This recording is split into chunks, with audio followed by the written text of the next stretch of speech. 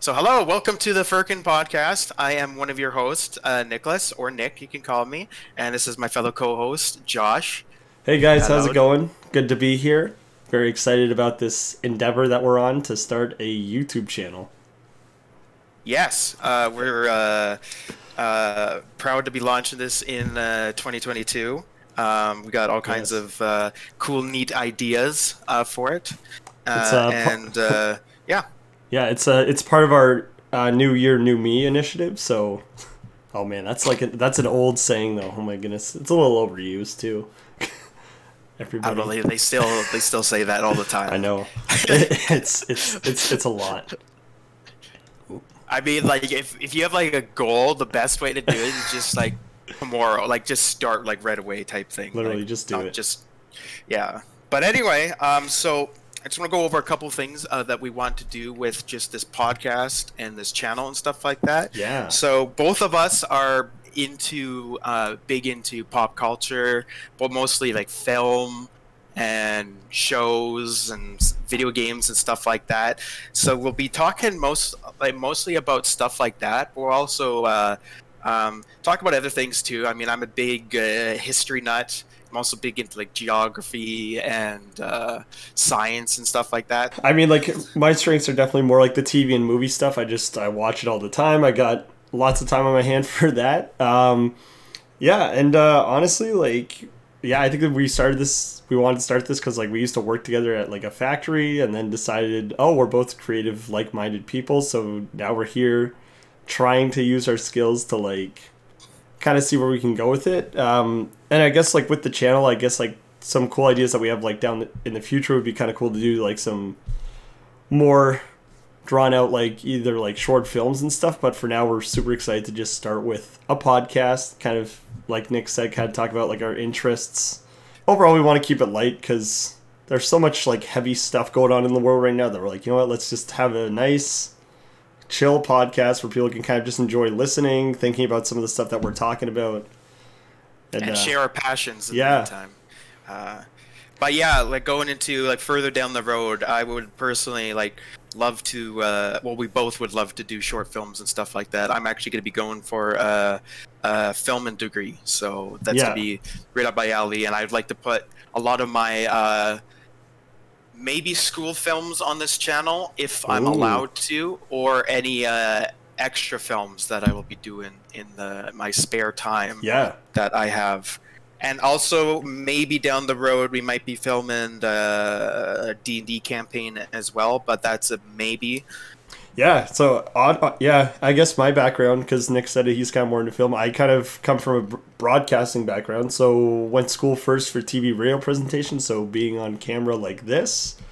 Then I went back and did TV production, and now I work part-time editing right now, hopefully to be full-time in the future, but yeah, that's where we are now, so this is the Did you perfect used thing. to do did you used to tell me, I swear you did, about like a radio show or something you did in like college Oh, or man, high yeah. school or something like that? Yeah, it goes back as early as high school, honestly, because like I was in the radio Damn. club at school. We did literally like just used virtual DJ, if anybody knows what that is, to like play music at lunch. Like literally, like just yeah, they're like, yeah, we play music. So like every day, there's like two new people, like just two people that were on rotation to like play music during lunch. We'd take requests and stuff, so it was super fancy. But we did high school dances as well. But yeah, then I did a radio show with a friend in college. Aaron, if you ever watch this, now you know that I'm giving you a shout out. But yeah, so we did that for a while, and so that was a lot of fun. And so yeah, kind of have some of that experience that we can bring here and kind of just make a new podcast. So yeah. Now see how it goes. A couple things is, are you comfortable sharing where you're living right now, like just the province? Oh yeah. Like it's weird that we used to like work together, right? Yeah. But now we're living in two separate provinces, like Yeah. 3,500 kilometers away from each I other. guess we should mention that we're Canadian, dude. We're not from America, believe it or not. Oh yeah, I guess we should, because they would probably think that we're just Yeah. American. I want to try and include some just Canadian stuff too, Yeah. to share that Canadian pride, because I do obviously. love this country. Yeah, so so right now I'm living in Ontario. I'm from the north, actually. people probably won't know where Timmins is, but that's where I was born, and it's actually where Shania Twain was from, so maybe that puts it on the map for people. So that's kind of cool. My dad grew up with one of her brothers. I always joke with him that he made friends with the wrong sibling, because like we could have been I was like, literally, like if you would have been friends with Shania, who knows, we'd have like, I don't know, she could have given you some money, something like that, get a payout. That's what you're concerned about, just could have given you some money, not a great friendship or whatever else. Yeah. No, I'm so yeah, he's lived in Ontario his whole life. I'm actually from the good old Texas of not Alberta, of Canada, called Alberta. Grew up in northern Alberta, a small town called Grand Prairie, for most of my life, and yeah, not the too eventful there. It's a farming oil field community, got to go old trucks and like -40 winters. Are you a farmer? That was Nick? a lot of fun. Are you a farmer by trade? I'm not, but my family was. My great grandfather moved from Norway here for farming.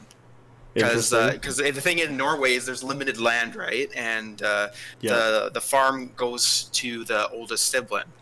So he wasn't the oldest sibling, so he had, all he knew was how to farm. So he's like, well, I'm going to look for a new place to move to. He first moved to the United States, but couldn't find a good place to set up. But that's where he found a brochure or something about all the great deals in Western Canada for farmers. So he moved out to all the way to northern Alberta and set up his farm there. And then my grandfather, he would also be a farmer. And then my dad was like, no, I'm not going to do that, and became an electrician. And and then I'm also like, no, I'm not going to be a farmer at all. I'm going to do film and stuff. So here we are. But during COVID, I moved to Ontario. I basically did it because I wanted to experience new things and stuff like that. And in Ontario, I found I feel like I really found a belonging over there versus compared to over here, personally speaking. So yeah, that's how we met. But then I had an opportunity to with a company that I'm not going to name to move back here, and it was a real good opportunity, so I took it. And got here, worked there for about a month or two, but then unfortunate circumstances due to the pandemic and other things, had to get laid off. Anyway, we're not here to talk about the bad stuff, but that's the story of how we met and stuff like that. Exactly, how we got here. It's the origin story of everything that we're doing. the origin story, the superhero origin story. But yeah, going back to our hopes and stuff for the channel, we might do some video game stuff too. Right now I'm really big into GeoGuessr. I just got a full premium account about a week ago or so, and I've been playing it a lot. And I guess the geography nerd in me likes to really test my ability. To figure out where the heck I am in the world, and I'm actually not too bad at it. Definitely not the best, but I think the best way to put it is like overall, just because this is a new channel, we're probably just gonna put stuff out and just kind of see what sticks, what doesn't stick, and then kind of go from there and kind of build content based on what brings people in and what interests people the most right now. So yeah, I'm personally more concerned though about what we also enjoy too. Yeah, exactly. Obviously, it's important that we can't just do something we enjoy but get like 0 views and stuff like that. But right now, we're just starting out. We're probably not going to be getting a lot of views to begin with. Just being realistic here, that we're just going to put stuff out that we enjoy and just see how it sticks for us, and we're like, and how it sticks in the market. Like, obviously, we know the market is saturated with podcasts and stuff like that, but we still wanted to do it just because. It seems like fun. It seems like fun, and so we're hoping like even in the future to do some like vlog style stuff. So like once if we get closer in proximity and not different provinces, we might go out and do, who knows, like travel to like a park, like some like some cool national park, something like that. Kind of record the trip, kind of like show you guys what we did, stuff like that. So yeah, we're kind of just excited to just kind of give you guys a peek into the lives of what we do, and yeah. Like a couple things that would be really cool would be that I can think of is like Comic-Con, like just a trip just to Toronto in general. I'd love to do a trip to Boston just because the city is just rich in history and is a beautiful city that I've always just wanted to explore. And plus, I'm a big Fallout guy, and Fallout 4 was set in Boston, so I would love to go to some of the places in the game in real life. I think that would be real cool. And film that. Yeah, absolutely. But so, as we talked about, it's down the road, way down the road. Exactly. As we talked about, it's a brand new year. So with a new year always comes like looking to the future, like we kind of already have been. But now we kind of want to talk more, I guess, personally, kind of just like what we're hoping to get out of 2022. So I don't know, Nick, what are your kind of like hopes for yourself or anything that's coming up this year? Because I think we also wanted to broaden this into just kind of, actually we'll start personally and then we'll kind of go from there. So like, is there anything that you're hoping to get out of 2022 right now, Nick?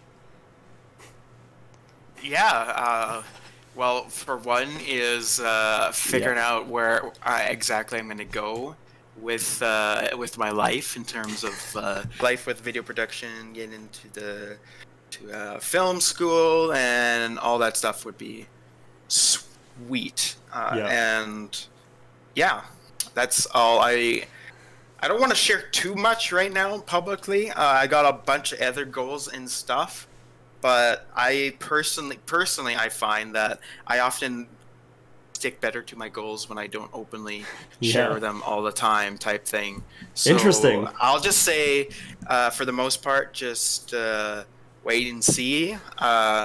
And a lot of my goals will speak for themselves when they do come.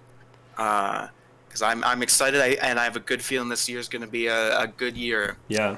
Oh, I was going to say that's interesting because, like, even if I don't talk about them too much right now, I find I thrive from accountability a little bit, which is funny enough. That's kind of why I like being in broadcasting, because when I was like in high school, if I had like a personal project, I would procrastinate it till like the cows came home because I'm like, it's only me that like doesn't benefit from like handing the assignment in on time. But as soon as like I'm in a group project, all of a sudden I'm like, oh my goodness, like if I don't do this, I'm gonna fail like not just myself but the team. So anyways, so I'm really heavy to that. So yeah, it kind of helps having accountability when it comes to goals sometimes. But yeah, I think right now my biggest one is, so I still kind of worked at the same place me and Nick met full time, so I'm only editing casually right now, so it's kind of like on the sides on call. So being able to make that a full-time thing would be really cool, kind of like finally shift into like the career path that I want, and I can kind of do away with the job that kind of just pays the bills right now.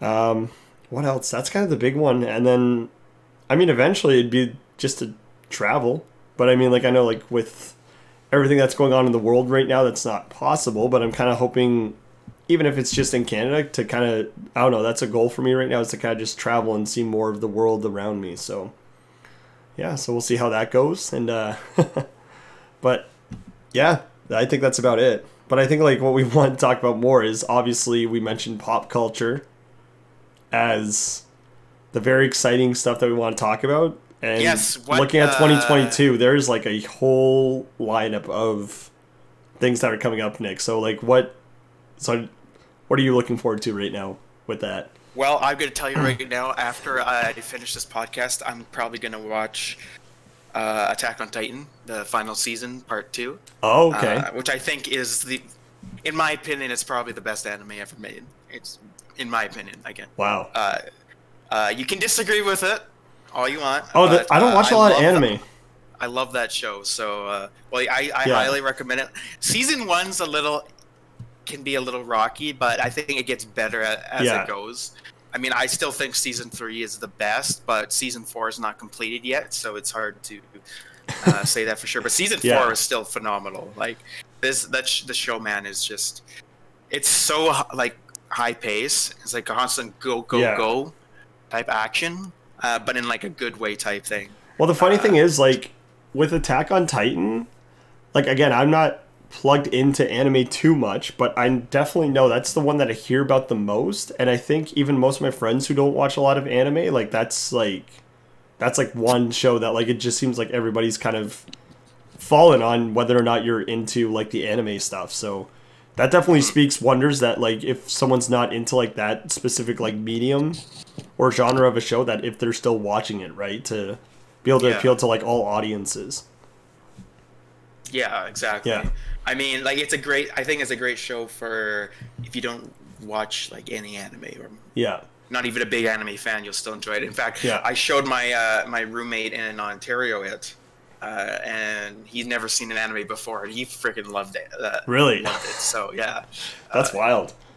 Yeah, I mean, it's a more mature show that handles itself like a mature live action show would. Yeah. So that would be like one of my tops right now. I'm really excited for the Obi-Wan show. Oh yes, all the Star Wars. I love Ian McGregor. Obi-Wan is my favorite Jedi. Yeah, probably my favorite.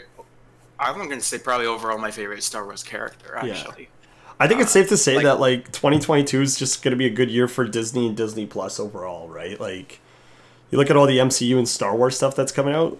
I mean, we should focus on the Star Wars stuff first because that's a whole other thing with Marvel. But yeah, Obi-Wan. I'm excited to see what happens with Boba Fett.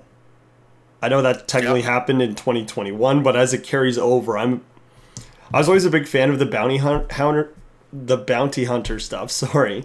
Yeah, I know I can't even say it, but easily one of the things that I always loved about Star Wars. So I mean, they're only 2 episodes in, but I think like what they're doing with it is already exciting. So. And then like you said, I'm excited for Boba Fett too. I've only at the time of recording this, there's 2 episodes released. Probably by the time we release it, there'll be 3. But as of right now, I've only seen 1. I haven't had time yet, but I really do look forward to seeing the 2nd episode because I really did like the first one. So. Well, and it's just a return of so many characters for Star Wars because then Hayden Christensen's coming back to play like Anakin / Darth Vader, so that's going to be really cool in the Obi-Wan series. I think they've mentioned like Mandalorian's coming back for season 3, which I don't really know where that's going. I don't know if that's coming out this year or not, but if it is, I'm excited for it. Season 2 of Mandalorian was awesome. So yeah, I mean, if you want more Star Wars information, we did a tier list that we'll hopefully put out sometime later this month. Yeah.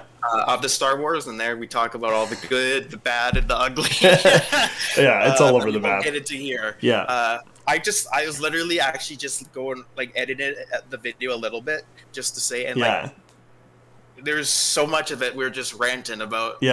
Those Star Wars movies that I think everyone will know what we're talking about. Yeah, exactly. And then the other big part of Disney obviously is Marvel, and they got it. So for me, Marvel, is the thing is I'm still like somewhat, I shouldn't say not excited for, but like I'm not as excited for as previously because since Endgame, I had that kind of conclusion type thing. I mean, like Spider-Man No Way From Home, which we'll talk later in this podcast, and we're going to have a spoiler warning and all that stuff. Don't worry. Was probably the only Marvel movie I was genuinely actually excited for going into the movie, like even beforehand. But for the most part, since Endgame, my like excitedness for Marvel movies has kind of diminished just because I had that epic conclusion. So if they're able to set things up into a cool, like interesting, cohesive story again, like the Infinity Saga, then probably my hype will go up. Or if they just introduce fucking Doctor Doom, then my hype will instantly go up to 1,000. Well, like I'm a huge Doctor Doom nut. Yeah. Well, I know like the way that I looked at it, I wasn't a big fan of WandaVision, but I'd almost argue that like Marvel kind of started picking up steam past that for some reason, because like Loki did really well, and then Shang-Chi came out, and then Eternals was kind of about the shows of the last year. Then I guess. Well, kind of just like catching up, right? Like, I think going into 2022, I think they've propelled it. Somewhat agree / disagree. Like I think Loki was really good. I loved Loki. In fact, we're going to later talk about our top 3 favorite shows and movies of next year, and Loki's definitely going to be up there for me. But I don't know, like WandaVision again, I was iffy on. I know a lot of Yeah. people absolutely loved it. Again, for me, I it didn't. was like I didn't hate it. I didn't like it. I thought it was Yeah. mediocre personally. Yeah. And then I kind of felt the same thing with the Falcon and the Winter Soldier. Yeah. And then Hawkeye, I also felt the same Interesting, way because too. yeah, I thought Hawkeye was again, if we want to talk more about spoilers later, but there was like, and I think episode 5 at the end there is like a cool reveal I was excited for. Yeah. And then the next episode, I don't know, just like, for me they kind of ruined it a little bit. Well, the only reason I bring it up is that we'll get into that. Yeah, the only reason I brought up like some of 2021 for them was because I think they're, again, from my perspective, it seemed like they picked up steam as the year came to a close. Like it was like the last couple movies that came out over the fall. I thought Hawkeye was a good jumping off point, but I know like it's kind of mixed. But either way, I noticed like the fall they kind of started getting like ramped up a little bit more, and now we have stuff to look forward to, like Thor: Love and Thunder, Doctor Strange, which I'm iffy on. Yeah, Doctor Strange, I'm excited for. Oh yeah, I'm excited for it. Like I did watch Shang-Chi. I thought it was good. Yeah, I definitely thought it was good. But then, like there's the whole Eternals and Black Widow movie, and I don't know. It feels like I don't know. We'll see. We'll see. What happens. We'll see what happens because I think there's definitely. We'll talk more about more, but I would say like there's definitely. I think there's a spark of hope with Spiderman at the end of the year because like I feel like that was a really like. I agree. Like that's almost like where I saw like kind of like the switch again, where I think they definitely got themselves on track to get their fans like re-engaged with everything because like that movie was, we'll get into it, but it was insane. So yeah, and then they got like all those shows coming out too because like I think we mentioned earlier there's like in an article there's like I know Moon Knight, She-Hulk, Miss Marvel, and Secret Invasion. Now also want to clarify something for me is before the MCU I was never a huge Marvel fan. Like I knew some of the characters. I did watch like some like the Spider-Man animations and stuff like that. But most of my love was for the DC Teen Titans comics, video games, stuff like that. I was more of a DC guy. Since the MCU, I mean I enjoy both. I know it's strange. How can you enjoy both? But But like Iron Man and Robert Downey Jr.'s portrayal of Tony Stark, just legendary, and that made me fall in love with the MCU and stuff like that. So just going in, so with that perspective, for me, seeing these film names, like I know absolutely nothing about most of them. I do know about Miss Marvel. She-Hulk, I'm just like I don't know anything about She-Hulk. I know I know she's a character. I'm not a Hulk fan to begin with, so. Yeah, the most I know about most of those, like I think the Secret Invasion, like that kind of makes me think the Skrulls thing because like I've known like that's kind of like the storyline, but yeah, She-Hulk and Miss Marvel like jump out to me as characters that I just heard of but like don't really know, and then Moon Knight, I literally this is the first I've heard of it. Out of those, I'm probably most excited for Miss Marvel just because it's the one I know most about, but we'll see how they handle. Yeah. I like the mystery around Moon Knight right now. That's kind of what I like, is that it's got a very like mystery feel around it, so that'll be cool. But moving on beyond Disney, because like I know like a couple other shows that I'm looking forward to. Nick might not know this one. I'm really looking forward to. It's got a superhero still, but like The Boys. I think their season 3 is expected at some point either next year or 2023. I still have yet to see that. I'm super excited for that because again with as much as I like Marvel and Amazon DC, Prime, right? Yeah. So if you haven't checked it out, Amazon Prime, I would highly recommend it. Like again, Marvel and DC are great, but like The Boys, I like the fact that it's a different pace and it's so offbeat from all the superhero stuff that like it's kind of like refreshing to not have like this super like clean, polished like look on superheroes. It was the same reason that I really liked Invincible from last year, but. Again, I might mention that later. Show I haven't seen yet. Another great one. I might mention that a little bit more when we kind of look at the year in review. And then obviously for me, Stranger Things is like I'm super excited for that because again we had another. I agree with that. Yeah, we had like another hiatus that kind of came, right? Like they had it between season 2 and 3, and now they had to do it again because of, the pandemic. So I'm really excited to see what they're doing. I've been following that show since like day one. If you don't know this kid right here, kid right here is a huge Stranger Things fan. Oh yeah, like I remember we had a talk. I think I said something that I wasn't the biggest fan of season 3 or something like that. Yeah. And I remember we went into almost like a heated debate about that. I'm like, well, we could have respectfully disagree. Well, and honestly, I get it because I'm still excited for it, though. I'm still excited. Well, and I get it though because like I've had the same conversation with other people. For me, I've loved it just because like for me, it was like one of the first shows that I watched when Netflix first became a thing. So it might be the nostalgia of like it's kind of cool that like that's I don't know. I see it as like one of like the original like Netflix shows that kind of like got it off the ground. Oh, I think I froze. Here, I'll just pick up. Yeah. Either way, like, Stranger Things. Never froze for me. Okay, perfect. There we go. So, so that's like the big one. And then the one that we should mention, since we have mentioned DC, is the new Batman movie. I know it's like... I forgot that's coming out this year. Yes. I know they keep remaking these movies, but like...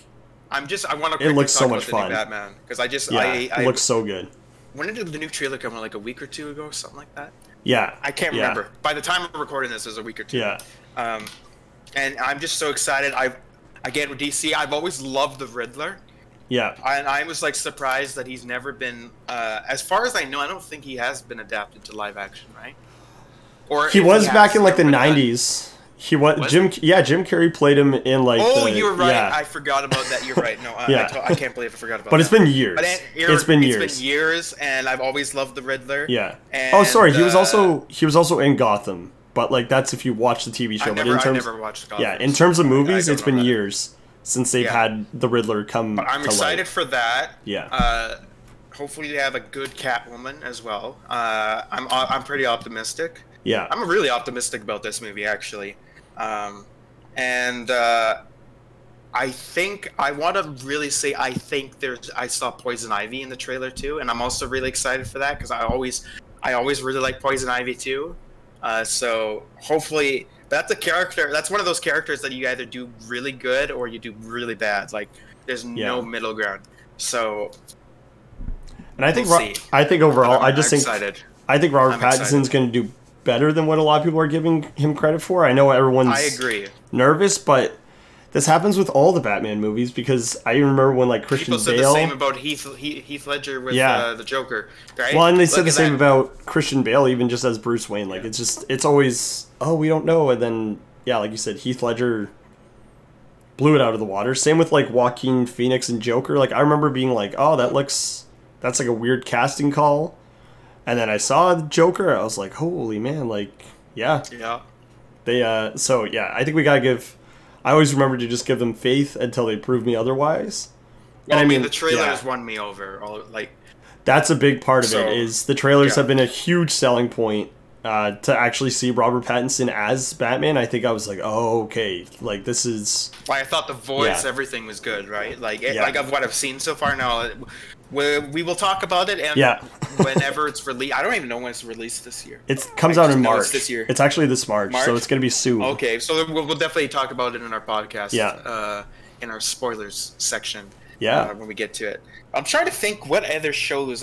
See, here's the thing. Look into this year, and this being the first episode, I haven't done my part in the research for what's coming out this year. Because we kind of agreed off screen that I'm going to be the research guy. So I'm just trying to think, because I'm trying to think, Witcher Season 3 is not coming out this year. And I watched, again, I guess that'll be in year in review. I'll talk more about it. I haven't finished Season 2, but we'll see. So I can't think of anything else at the top of my head that's coming out this year that I'm excited for at this moment. For video games, I just want to quickly talk on. I'm hoping there's going to be, at least some announcement or something with the Metroid Prime 4.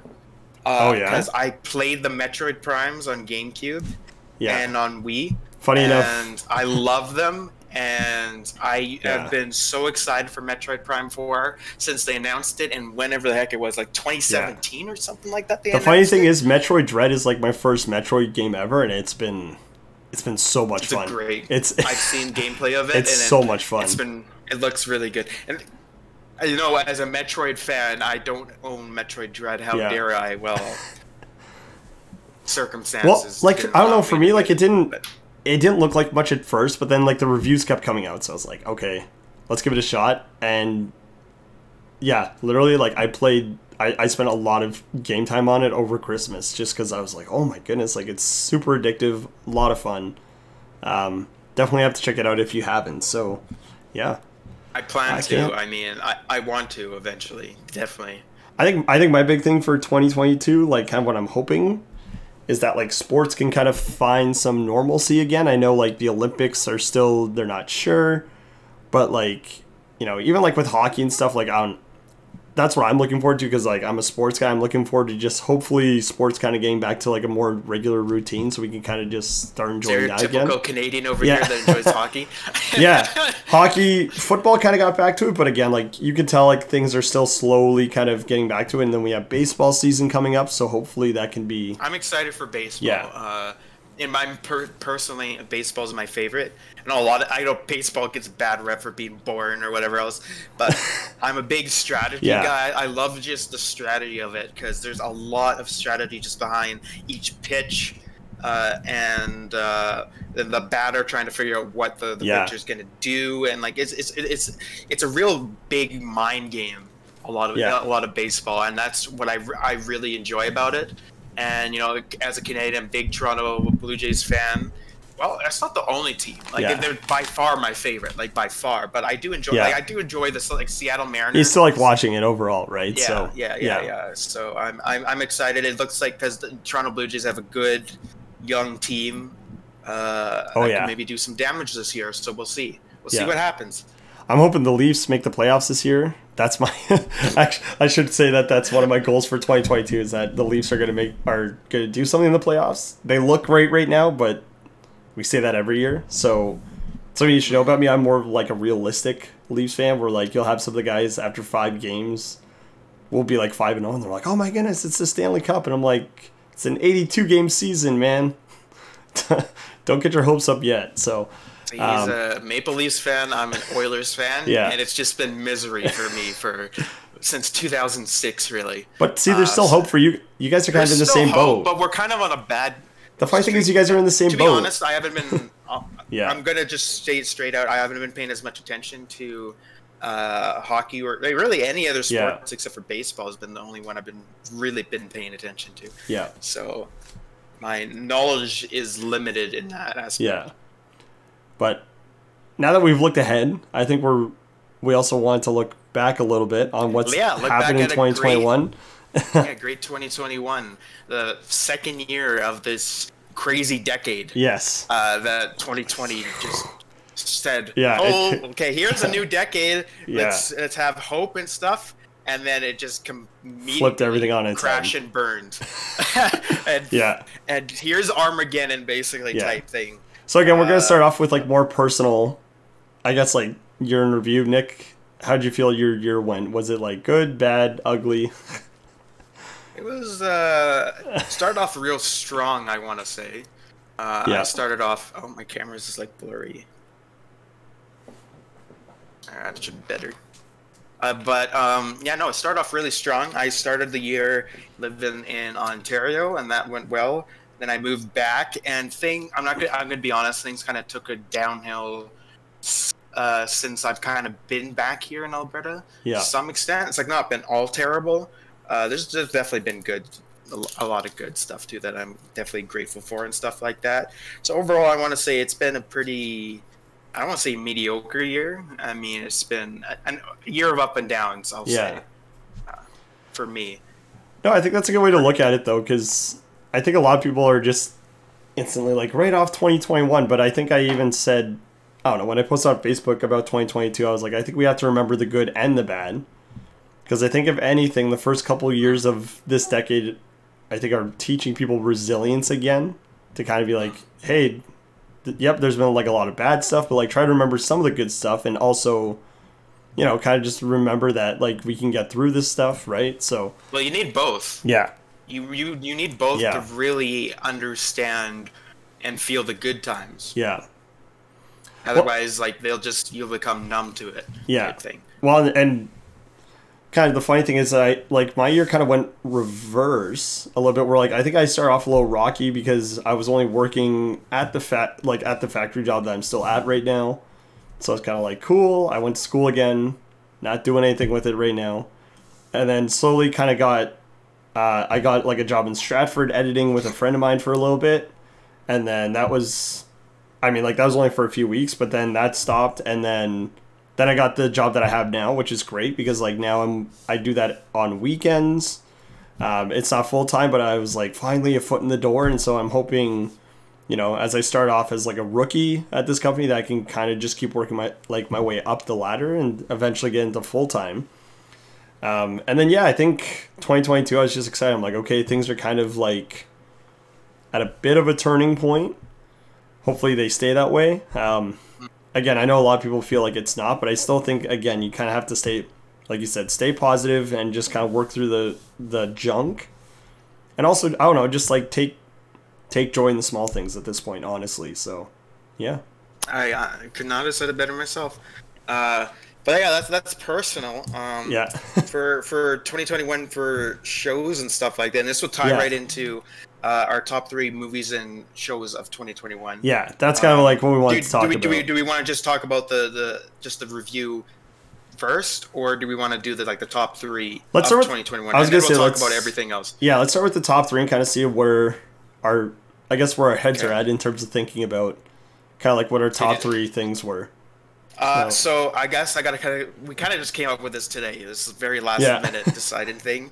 So I'm trying to think what would be my top 3. I'm going to say my number 3 is going to be Loki, the show. Okay.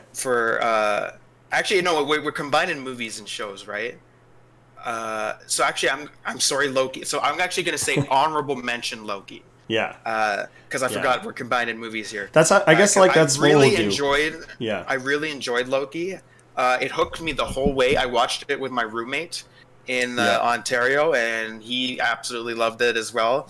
And we both had great discussions and great reactions to it, great theories and stuff like that. Like it was just overall, Loki was great. And then Tom Hiddleston kills it as Loki. Yeah. So like, no, I can't speak much else. Loki was great. Yeah. Just these other 3 for me just took it to another level. Absolutely. So my number 3, which I don't even know if you've actually seen this, but my number 3 is going to be Squid Game. Oh yeah. Which might sound generic, but I actually really enjoyed Squid Game a lot. I watched it later than most other people because I'm kind of a stubborn for like if everyone's trying to pressure me to do something, I'm less intent to do that thing. Right. And that's with not just with movies or shows, it's with anything. That's just how I am as a person. So when everyone's trying to pressure me to watch it, I was like, I don't really like. I was just the stubborn in me is like I'm gonna be resilient to this. But I kept seeing the reviews and stuff, so I finally. A few weeks later than when everyone else was watched it, I watched it, and yeah, man, it was really good. I loved it. I watched the Korean version. I watched the first like 5-10 minutes in the English version, and I'm like, yeah, no, this is like again as an anime watcher, I tend to prefer dub, but when it comes to live action, I can't do dub at all. Yeah, like, it's too weird with online stuff, so or with real life stuff. So yeah, Squid Game would be my number 3. What would be your number 3?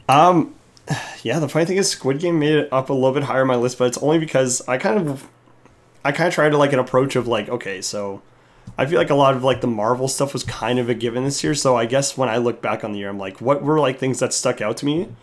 So I actually put for number 3, I put the and some people might hate me for this, but like honestly, it stood out for me as like just an insane movie was actually the Zack Snyder cut of Justice League.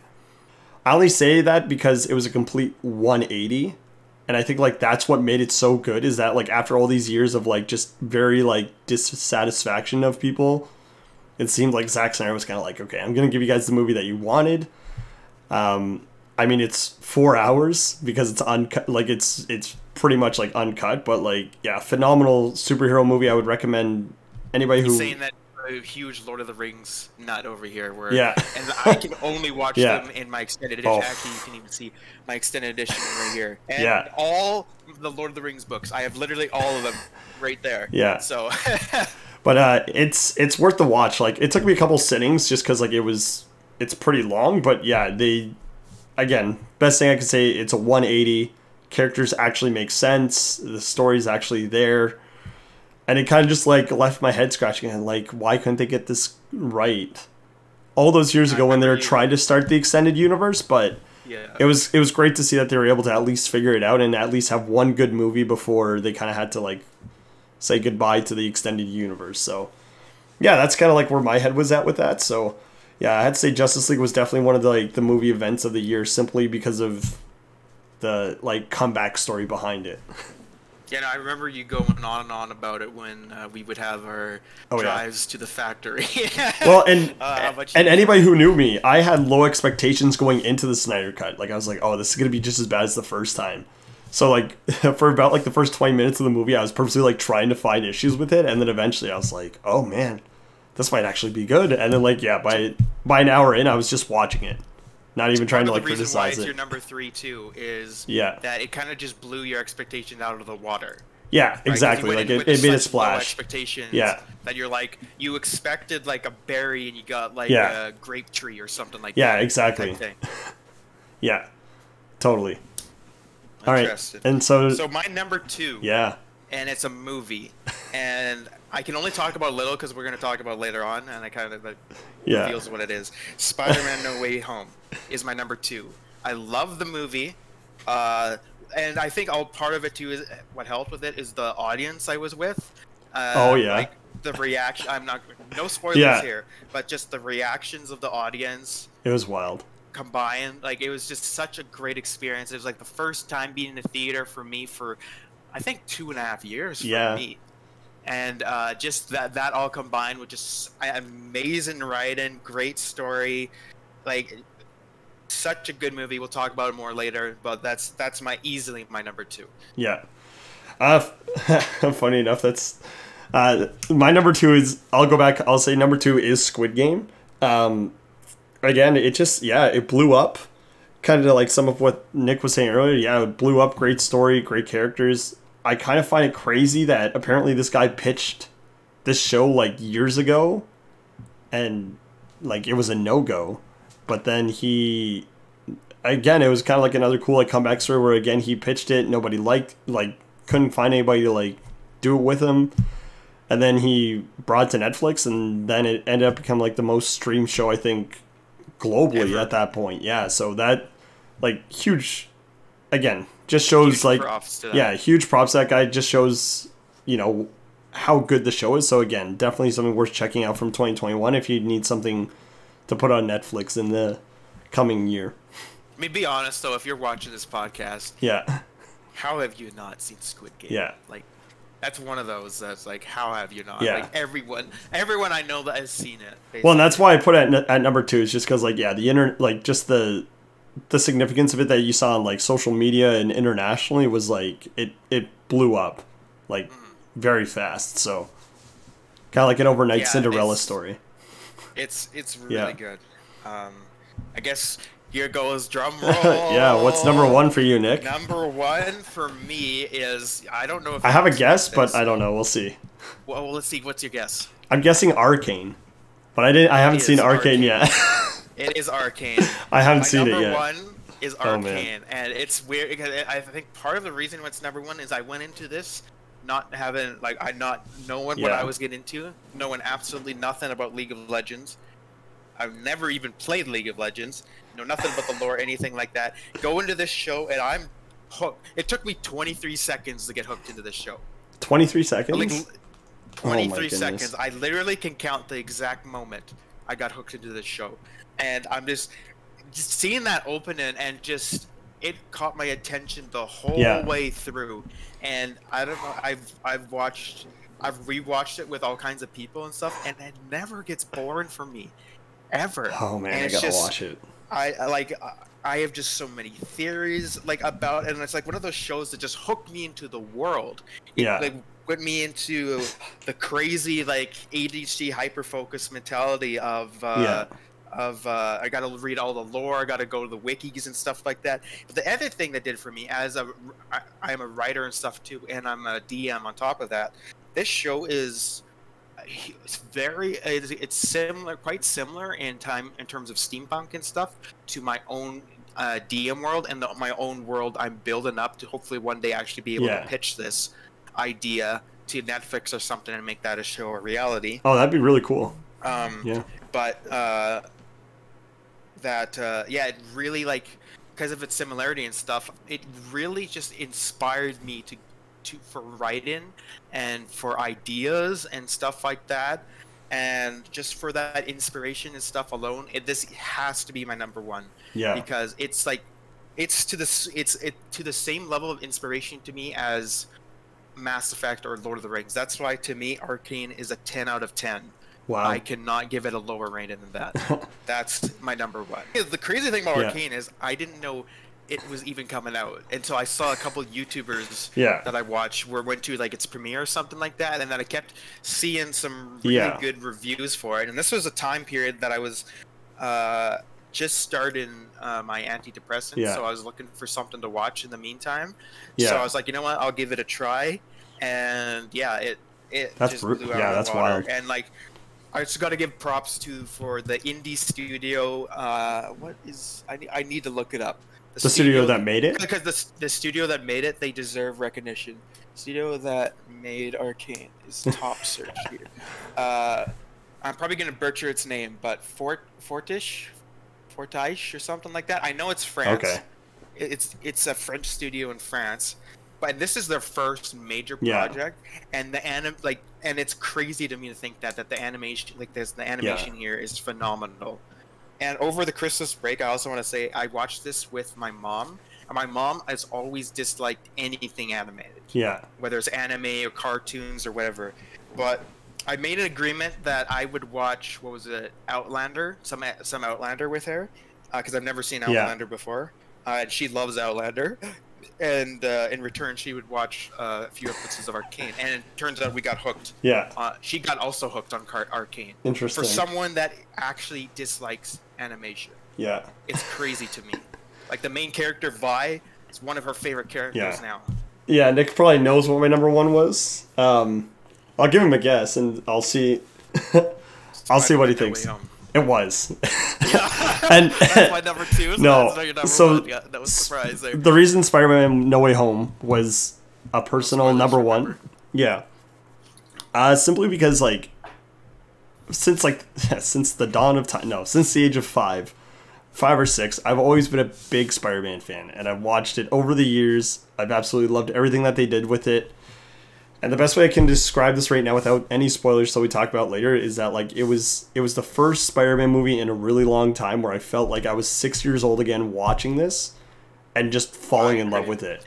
So for people that either just got into Marvel or people that have been following a character like Spider-Man for years, it was the perfect it was a perfect chapter in the entire Spider-Man saga across time kind of thing. So I couldn't agree. And you know what? I actually think that this is no better time to talk about the movie.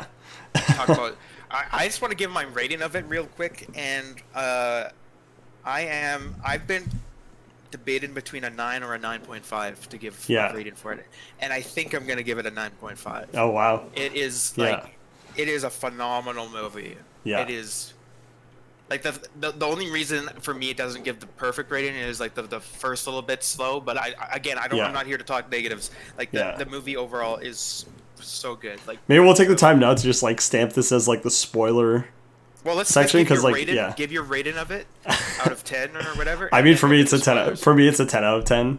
Just because all right. Again, I'll tell people it's slightly biased because again Spider-Man's been the superhero that I've always followed since I was a kid. So for me it was pretty much flawless. Just again, as a Spider-Man fan, I think it was a perfect balance of servicing the Spider-Man fans, but also making sure that they're we still have an MCU plot line to kind of like keep pushing, like kind of keep moving. So that's why I thought it was just a perfect balance between like, here's something for all the Spider-Man fans, but here's also something to kind of like making that bridge for Marvel movies coming up in the new year. So yeah, we'll say this is like the spoiler part of it. So if you haven't seen it, spoilers, 5, 4, 3, 2, 1. If you're still here, it's on you. Yeah. Spoilers, you've been warned. So I just want to go right off that I absolutely loved what the premise with the villains in this. Yes. Too. Like how they incorporate them was so flawless and yeah. It really good. was. Like it was astronomical. Yeah. Like I don't want to I get ahead of myself, but I just thought that the villain handling was amazing. Oh yeah, and I mean, like most of those guys were also shown in the trailer. Break this movie down, or yeah, how do we want to do this? Well, like honestly, like we can just start with like the fact that like all the returning characters were great, right? So like let's start with the villains. So yeah, you had Jamie Foxx back, you had Sandman back, you had Alfred Molina back as Dr. Octopus. And you had Willem Dafoe, and Lizard. They kind of took a sideline. Yeah. Compared to like what would be the main three would be Doc Ock, Green Goblin, and Electro. Yeah. Right. And honestly, with the villains, great job. I was super happy that they designed Electro. He didn't look like a Smurf, which was great. I was. I mean, it was so nice just to see Jamie Foxx as regular, but like he looked self, right? Yeah, and it's just like his character build. It looked way more like it. Like I was like, that's what it should have looked like the first time. So obviously, I was very excited. It looked sick. Yeah.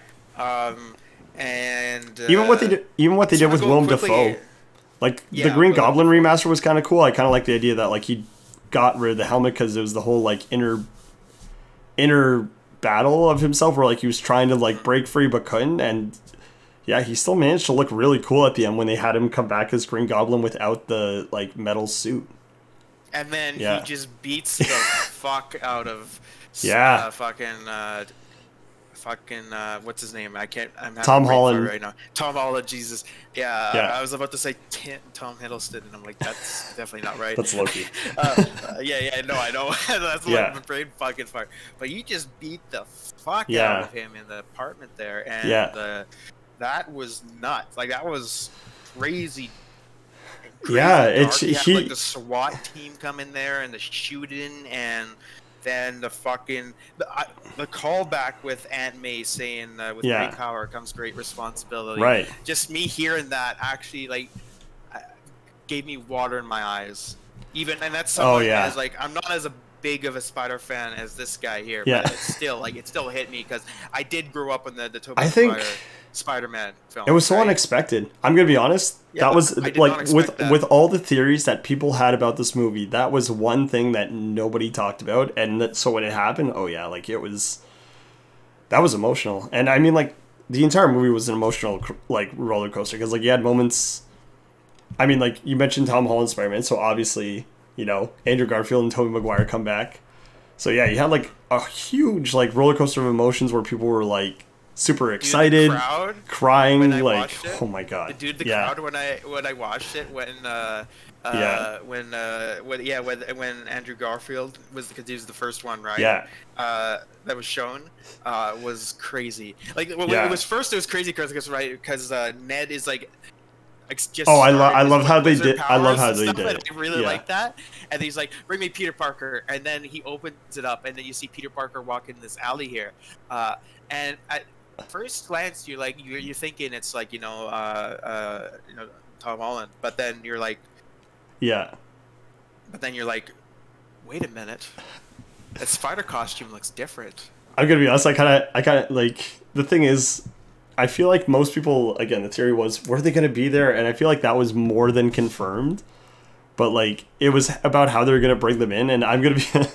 it was pretty funny. I that's when I felt like I was 6 again. Because, like, I just see, like, Andrew Garfield. I'm like, oh, my... I was like, like, that's him. And then, like, And this movie proved Yeah. my point, and me and my roommate had this Yeah. discussion where we agreed that we both say Andrew Garfield was a great Spider-Man, just the movies he was in literally. written terribly. Literally. And this movie, I honestly think, this is my opinion, I think all three of them do an amazing job, don't get me wrong, but I think he carries, like, his charisma and stuff is the best of the three in my opinion. Honestly, in this one, I think all three of them are great, but in this one I think he really carried it, just the jokes and stuff. And then later on when he has that moment where he saves MJ from falling, that also brought a tear to my eye. And my roommate said he actually cried. I teared up pretty bad, because I know people like that was discussed in from the trailer. That was a fan theory and stuff, but it goes to show you, writers, that sometimes you don't need to just literally you just got to go with what you've written. I just want to say, because again, with watching Game of Thrones and other stuff like that, where writers purposely try to do plot twists and stuff that you don't expect, but then destroys the story, because they noticed that fans have correctly predicted what was originally going to happen and what would make sense in terms of story-wise. Just because we theorize about it doesn't mean that we know what the moment's going to be like when you see it, right? That's the thing. Everyone had a theory, but for sure, I didn't think it was going to be that emotional, because even the way Zendaya, again, it was the chemistry too, because then Zendaya, the way she even reacts to him too, it adds to the moment. Because honestly, in the last Spider-Man movie, I still wasn't super hooked on that whole MJ and Tom Holland Spider-Man thing. But this movie, I had no issue with it. That was a big point out. Acting was amazing. The writing for it was just so good. I could just go on and on. It was. That was another big thing. Is that I'll forever remember that moment with the crowd when Andrew Garfield takes off his Spider-Man face mask, and the crowd just goes nuts, and including me. Just like you said, I felt like a 6-year-old kid just watching the Spider-Man cartoons or whatever again, and just along for the ride type thing. It was such a good it just felt like a finale, almost a climax to all of the Spider-Man movies that we've seen thus far. Well, yeah, because then a lot of people can argue too, Tobey Maguire's Spider-Man, it wrapped up more than obviously Andrew Garfield's movies did, but there was still supposed to be a fourth, so there's definitely a lot of unfinished business that you're I wonder about this. So the way that he talks about how his big thing, right, was being able to figure out how to make it work with MJ. I thought it was cool that he was I kind of like that he was the fatherly Spider-Man that was giving this world advice, and I liked it. It definitely served the fans, where he's it was tough for me and my MJ too, but it's we worked it out. And I was oh, it's so cool, because you see in the third one where they kind of had their whole breakup and everything, and then it kind of ends with them kind of back together, but not really. It was cool to hear that. And give that advice. I love the callbacks. I don't know why. Yeah. I love the callback to the whole back scene in Spider-Man. I don't know why, but I was just at some point they need to go back to that meme of Tobey Maguire's Spider-Man breaking his back, and I loved when Andrew Garfield's I can help you with that. I was losing it. I also gotta say, bravo. You know what I thought was one of the funniest moments in the whole movie? And Bravo, the comedy in this whole movie was great. Yeah. But one of my favorite absolute moments was when William Dafoe says, "I'm something of a scientist myself." I died laughing. I laughed. I think some people looked at me because I have a loud laugh, and I was just laughing up a storm at that. Well, I loved all the callbacks that they did, because then I liked when Tobey Maguire sees Dr. Octopus again, he's "Hey Peter, how's it going?" And then he says again, he's "I'm trying to do better," like he did before. And it was just, like I said, they served the fans really well, but then they also did a great job of just making a good MCU movie, because then they introduced the elements of the multiverse and everything. And I gotta also say too, I just love how Doc Ock gets his redemption, in this, where he becomes the first real one that becomes his old true self again, right? And he's the one that defeats Electro. I love that. Like to me, as Yeah. a huge fan of Yeah.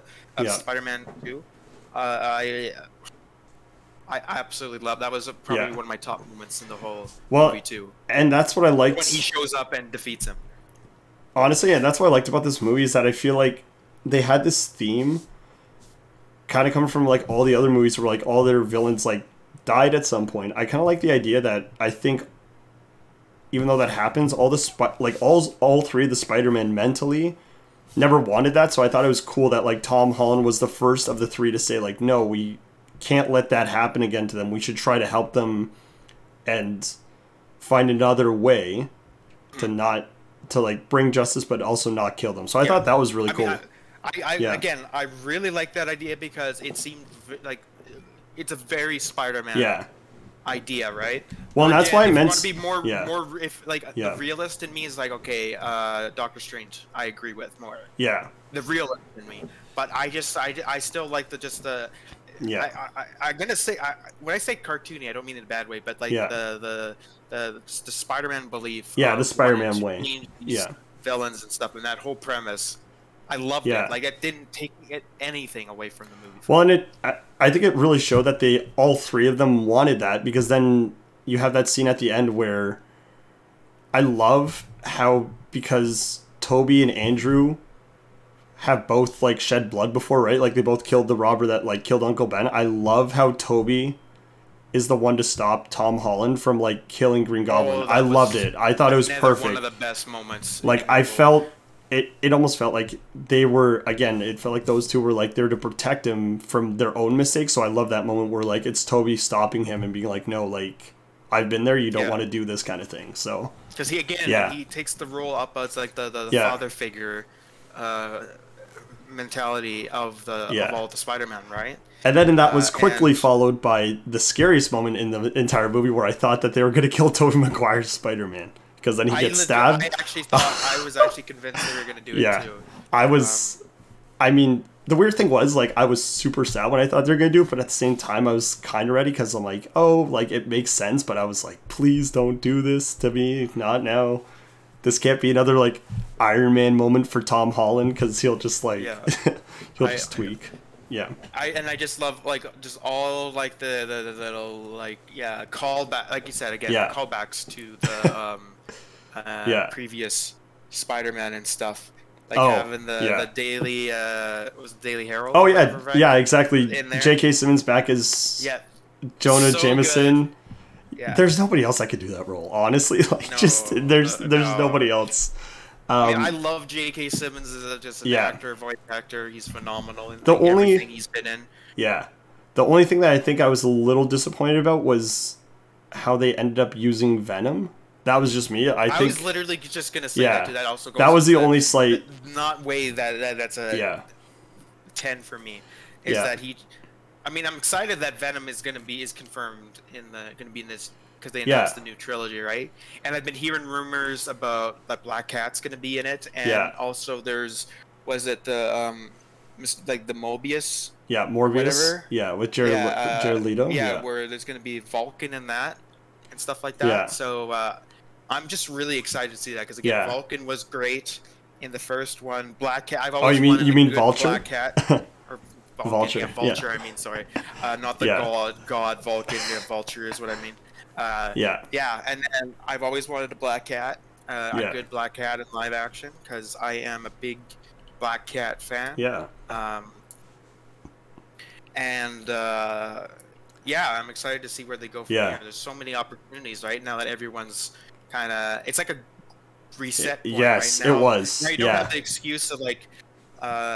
Spider-Man's only the way he is because of Stark Tech. Well, now Stark Tech doesn't recognize him, so in this new trilogy, it seems like there's going to be like no real Stark Tech there. Me and a friend of mine for him both agree that I loved that they went back, like the suit that he makes for himself at the end is like that's like an original like I love that it's like an original style suit. I was like, oh, that's so cool. Like they're going back to like the roots and stuff. So I couldn't agree more. Anyways, I'm sure I could talk about this like for the rest of the time, but like it was great. On and on and on about it. I think that wraps us for today, though. Top three. Well, I want to quickly go over Oh, yes. 2021 in review Yes, that's in right. terms of entertainment. Yeah. Just quickly. Some So honorable other mentions. shows that I've seen. Yeah. Other shows that I've seen. I did watch Witcher season 2, which I thought was good. I wouldn't put it anywhere close to my top. Yeah, I've started watching it. It's good so It was- far. It's I good. thought it was good, but like, the thing is, like, I could see like if you don't have any book Yeah. or video game knowledge, you can kind of quite confusing on what's going on. Yeah. Because I think there's a lot of like writing and stuff mishaps and stuff, and a lot of book readers especially really did not like the second season. Yeah. But again, like I said, I enjoyed it for what it was. I do see a lot of the plot holes and stuff like that, but it did its job and stuff. So that's why I'm personally probably gonna give Witcher season 2 of what I've seen a 7. Yeah, I'm trying to think of like some honorable mentions. Shang-Chi was an honorable mention for me. That one stands out. Yes, that one was pretty good. That one stands out pretty I really tall for me. enjoyed it. I did not watch Internals, and I was going to, but then I didn't because this kid and everyone, and then some YouTubers I watch, and another friend of mine I get a lot of movie recommendations from all said they did not enjoy it. So I was like, I'm the type of person if like I'm not going to force myself to watch something that I don't like. That might have to change a little bit if I'm doing this podcast here, but some other honorable mentions. Actually, for me, believe it or not, Black Widow was. I was pleasantly surprised. I'm not saying it was like knock your socks off kind of thing, but I thought it was. It was I decent. couldn't finish it. It was decent. I could not finish that. And that's the problem. I got to like I got to like halfway. And that's why I can't say it was like amazing because not everybody could watch it, but I thought it was down the middle. What would you give it out of 10 then? Like a 6? I could give it like a solid 7 only because I thought the character stories were great. Like for both Yelena and why can't I think of her name right now? Natasha, I thought it was great. The villain action side of it was a little bit less. I think that was because they wanted to focus on the storyline, so I didn't hate Taskmaster, but it definitely she definitely was not as iconic as a lot of the other villains. But again, I feel like it was because she was more disappointed in Taskmaster. Sorry to interrupt, but I really liked Taskmaster. Like Taskmaster is a Spider-Man villain. That's the other thing too. Avengers villain and stuff, and he's always been a phenomenal villain. Yeah. In whether it's the video games or cartoons or even in the comics, of what I've heard. I haven't read the comics that he's in, but I've seen him in like the cartoons. Anyway, that I was so excited for him or her. It didn't matter to me if it was male or female, just as long as it kept the same. He or she kept the same, kind of like idea and character and stuff like that. But it just, I don't know. I wasn't a fan at all. But that was just one that like kind of stood out. Then obviously you had Loki, WandaVision. Tiger King. Tiger King season 2. I finished that. No, that was 2020. Tiger King season 2 was but season 2, right? Came out this year. I finished it. No, Mandalorian was 2020, right? End of 2020, right? Yeah. So, all right. So I'll quickly like note Tiger King. Season 2 was good. It's definitely like a docuseries that kind of feels like a reality TV show because like it just gets bizarre, right? Like it's bizarre characters, so it kind of almost feels like Keeping Up with the Kardashians, except with like cat people. It's about Joe Exotic and Carol Baskin. Like that's the best way to put it, right? Like don't know what else to say, right? Yeah. Again, it's still interesting. Obviously, everything's kind of taken with a grain of salt because it's a lot of like he said, she said still. So, but definitely worth the watch if you're looking for like some insane entertainment again, like when the first season came out. Something that my mom got me into 2021, and I would highly recommend it now for the Canadian folks out there too. If you have not watched Schitt's Creek yet, I would highly recommend you go and watch it. I'm on season 2. Schitt's Creek? It's yeah, it's SCHITT''S Creek. I'd recommend going and watching it. It's another great Canadian show. It's up there with like Corner Gas, Kim's Convenience. Oh, Corner Gas is so good, yeah. I doubted this show up and down, but then finally my mom got me to watch it, and now I'm hooked. I'm on like season 2, not like barely stopping. It's so funny. Again, just another Canadian classic. So even if it didn't come out this year, I don't know when the last season came out, but I would definitely recommend, if you got time, give it a watch. You'll get some good laughs. So yeah. But I think that's it. I think that's gonna wrap everything. I had an idea for a couple other shows, but I can't. I'm sure they'll come up in the future too. Yeah, so maybe talk about them then. Oh yeah. I just want to go over right now. I am finally watching Daredevil. That's another thing we forgot to mention. Oh yeah, of course. Spiderman. Yes. Should we talk about that? Yeah, we can. I mean, we might as well mention it with Daredevil. Spoilers again. 3, 2, 1. Blah. Daredevil. Matt Murdock shows up in it, and I was really hyped. Charlie Cox. Like, I was super I did not excited to have expect him that. back. I was really hyped. My roommate is a huge Daredevil fan, and I thought it was a perfect cameo. He was saying that. Yeah, it was a great cameo. I like that it did. Confirms that he's in it. Yeah. So I like that it didn't overtake the movie, because like that's all I did. I was like, that was my one theory. I was like, Peter Parker's gonna need a lawyer, and Matt Murdock lives in New York City. So like, So I loved.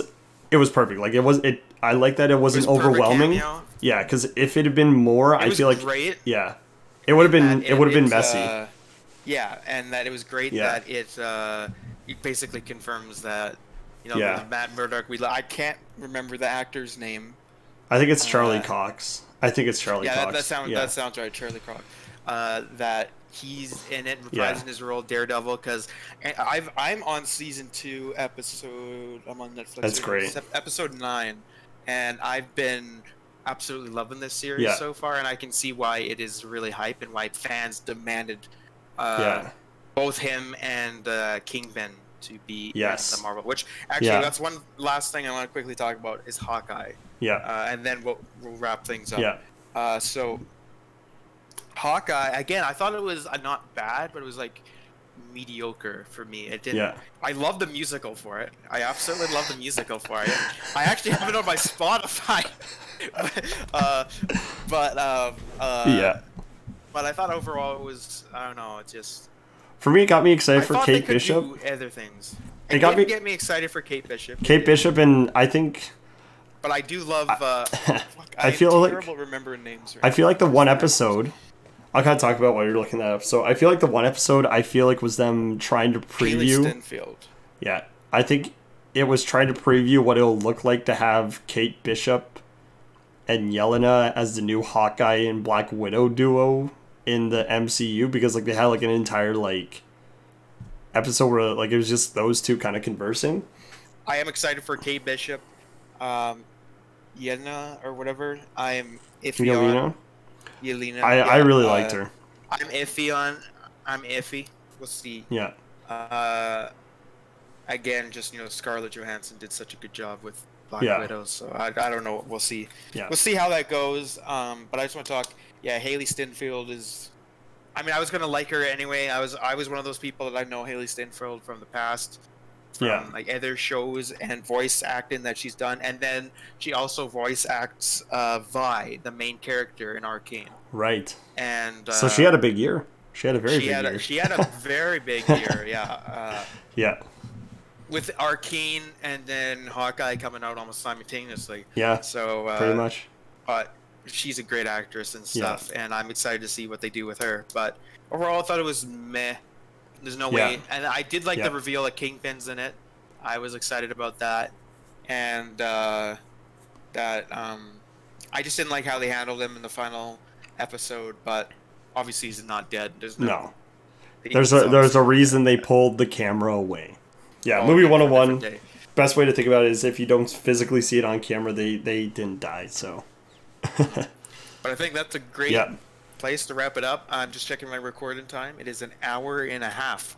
Yeah. But that's included in our prep time and stuff. So yeah. We're looking at, we'll figure it out. This is probably just over an hour or so of actual footage and stuff like that. But yes, this is kind of like our pilot / test episode to kind of see how we did. So thanks for joining us.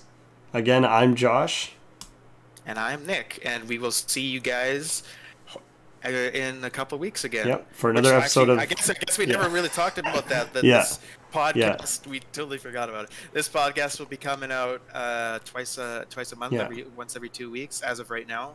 hopefully down the road, maybe like if we're able to figure out time constraints and other stuff like that on both of our parts, maybe we could go weekly eventually down the road. But right now, it just seems best at 2 weeks. So that's So thanks for joining us for our Firkin Podcast. The Firkin Podcast. Great the Firkin Podcast. All right. So guys, take care, and we'll talk to you again next time. Yep. Bye. Bye, guys.